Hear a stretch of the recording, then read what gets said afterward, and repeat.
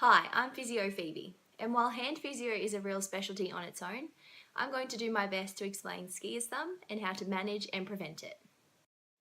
Technically, it is called the sprain of the ulnar collateral ligament of the first MCP, which is the ligament at the base of your thumb on the inner side.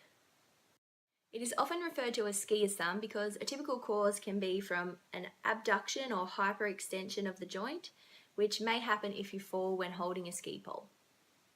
It will usually start with a sudden onset of pain, and you might even hear a popping sound when it happens. It'll then often be tender to touch and can become quite swollen. And then a common sign will be that your pinching grip between your thumb and your first finger will become quite weak.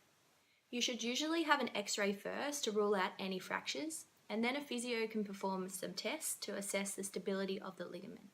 And one in particular is where they gently stress the joint to see how much movement it allows. If there is movement of around 10 to 20 degrees more than the other side, it is typically diagnosed as a partial tear. If the movement is in excess of 10 to 20 degrees or there is no clear end feel, then it is more likely to be a complete tear.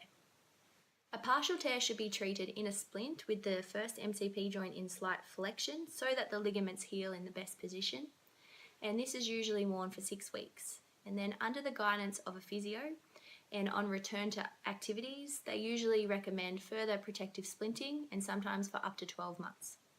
A complete tear is typically treated with surgical repair, and then following surgery, they're usually placed in a cast for another 4 to 6 weeks, and then on return to activity and under the guidance of a physio, further protective splinting is usually recommended for another 3 months. In both instances, a hand physio will guide you through appropriate exercises to regain the hand and finger range of movement and strength. It is important to mention that often these type of injuries go neglected by people in the hope that they will just get better on their own, and often by the time you seek treatment, it's too late and the treatment won't be effective. So make sure you see a physio as soon as possible to avoid any long-term deformity or loss of function. As I mentioned at the start, hand physio is a real specialty, so if your physio doesn't see hand injuries regularly, they should refer you to someone who does, or at least seek their advice during your treatment. So don't be shy in discussing this with your physio, as if they're a good physio, they won't be offended. LP Support have a few appropriate options, such as this one for a protective splint.